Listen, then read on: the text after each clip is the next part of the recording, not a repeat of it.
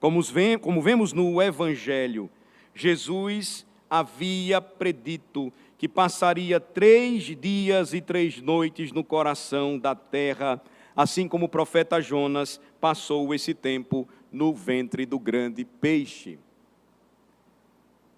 Talvez nós estejamos tão presos à história de Jonas, como aprendemos desde cedo no departamento infantil das nossas igrejas, que nós não percebemos a imagem na vida e na história de Jonas e o propósito porque ele ficou 3 dias e 3 noites no ventre do grande peixe.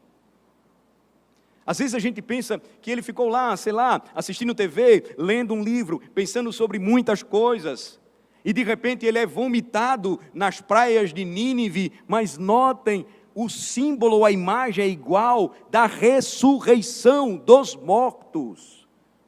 É possível que Deus preservasse alguém no ventre de um grande peixe, vivo? Sim, de fato.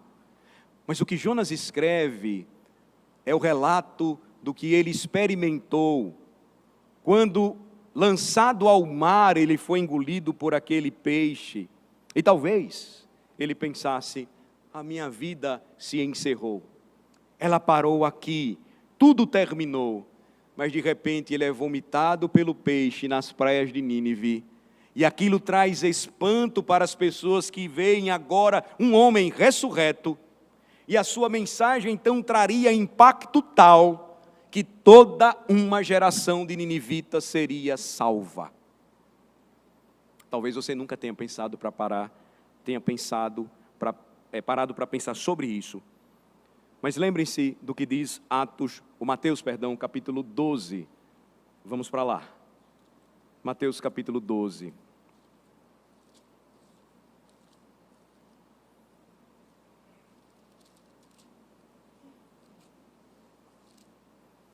A partir do versículo 38.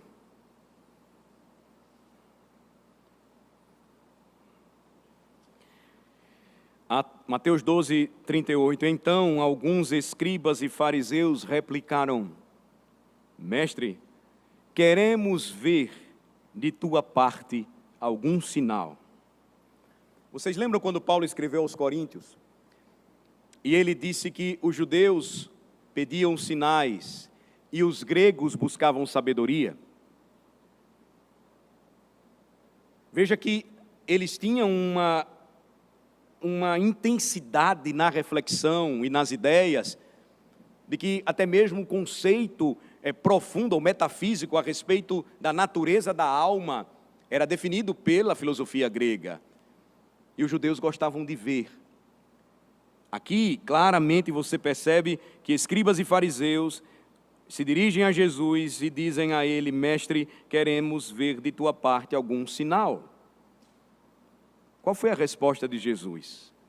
Ele poderia ter feito mais um sinal, e ele fez tantos sinais, como nós lemos hoje no final do Evangelho de João, que seria difícil os registros. Mas ele respondeu. Verso 39, uma geração má e adúltera pede um sinal. Mas nenhum sinal lhe será dado, senão o do profeta Jonas. Porque assim como esteve Jonas 3 dias e 3 noites no ventre do grande peixe, assim o Filho do Homem estará 3 dias e 3 noites no coração da terra. Há uma referência muito próxima, muito clara do que aconteceu com Jonas e do que aconteceria com Jesus. E ele ainda fala sobre ressurreição. Vejam o versículo 41. Ninivitas se levantarão no juízo com esta geração e a condenarão. Levantar-se, soerguer-se, sempre ocorre nesses contextos a ideia de alguém morto e que torna a vida ressuscitando. Ninivitas se levantarão no juízo com esta geração e a condenarão, porque se arrependeram com a pregação de Jonas, E eis aqui está quem é maior que Jonas, do que Jonas. Essa mensagem, irmãos, portanto, seria tão poderosa e traria tão grande impacto, a pregação acerca da ressurreição de Cristo, que traria grande e profunda agitação no mundo da época. Mas isso levanta uma questão para os curiosos. A questão é: como é que você consegue 3 dias e 3 noites para caber entre a tarde de sexta e a manhã de domingo? Como é que a gente consegue fazer isso? Como é que a gente encaixa 3 dias e 3 noites na tarde de sexta e amanhã de domingo? A resposta breve é que nós não conseguimos fazer isso. E apesar de todos os cultos de Sexta-feira Santa realizados pelas igrejas, Jesus, ele não morreu realmente na sexta-feira, e eu posso provar isso a vocês. O que faz algumas pessoas pensarem que ele fez isso é que o Evangelho de Lucas nos diz que Jesus foi crucificado no dia da preparação, à medida que se aproximava o sábado. Lucas 23, 54. Era o dia da preparação e começava o sábado. Mas, lembrem-se, os judeus tinham mais sábados do que apenas aquele sábado semanal, o 7º dia da semana. E aí, para isso, eu vou mostrar para vocês, mais uma vez, a importância de você estudar comigo o livro de Levítico. Vamos para o capítulo 16, Levítico 16, por favor.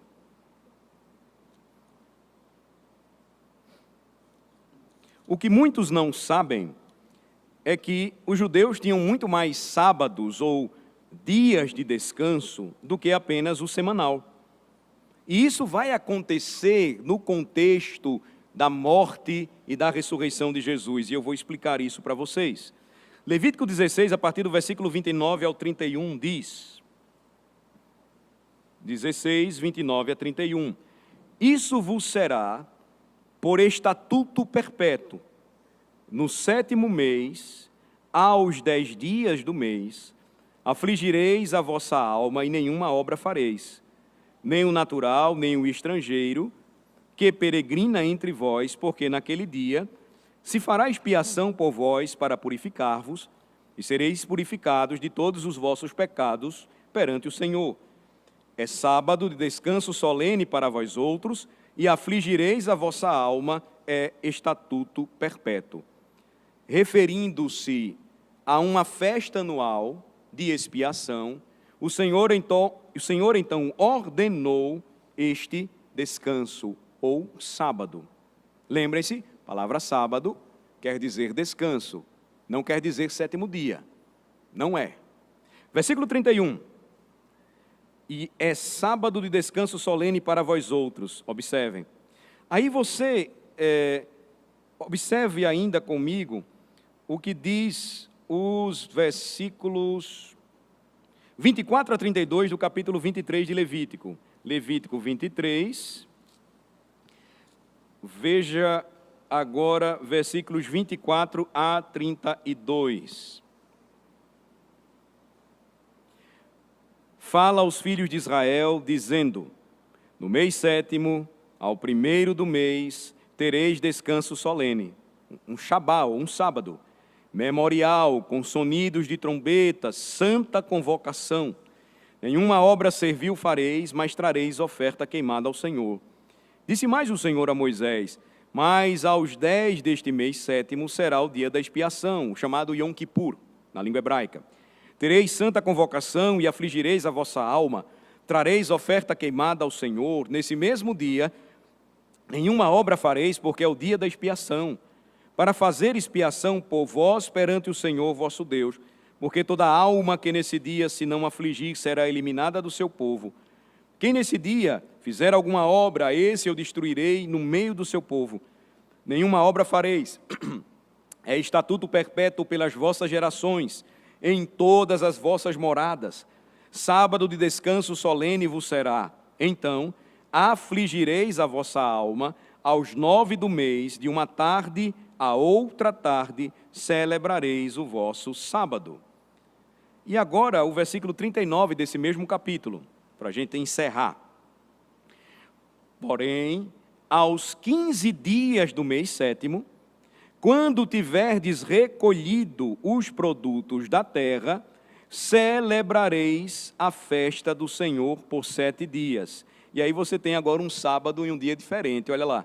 Ao primeiro dia e também ao 8º haverá descanso solene.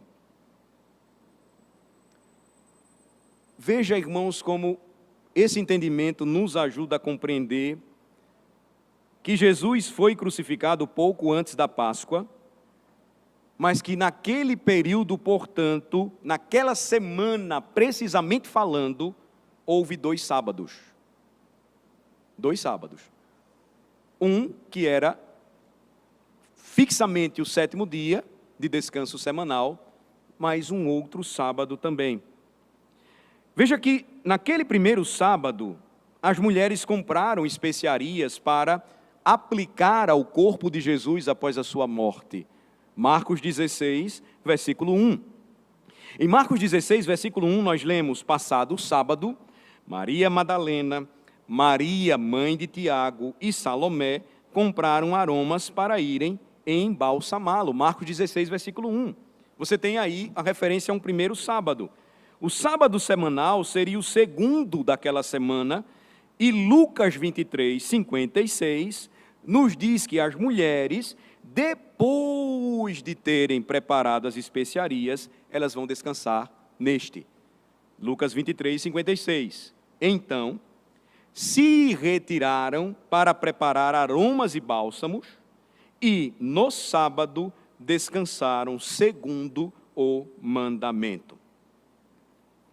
Veja, como elas poderiam comprar especiarias depois do sábado e também descansar no sábado, depois de terem preparado essas especiarias, a menos que houvesse 2 sábados naquela semana. Se não existissem, isso seria impossível.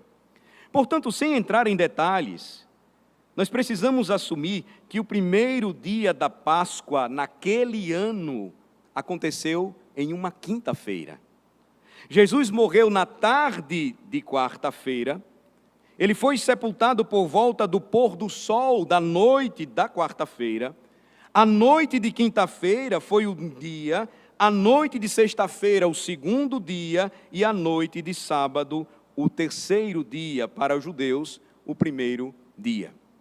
O dia da semana, então, começaria ao pôr do sol da noite de sábado, e foi então que Jesus ressurge dos mortos gloriosamente. Então, quando as mulheres chegaram de manhã, na manhã do domingo, o túmulo já estava vazio. Jesus já não estava mais lá. Ele então, ao primeiro dia da semana, já não está mais presente, dominado sobre o poder da morte, porque triunfantemente ressurgiu. Ele descansa, o descanso solene. E ele agora inaugura um novo dia.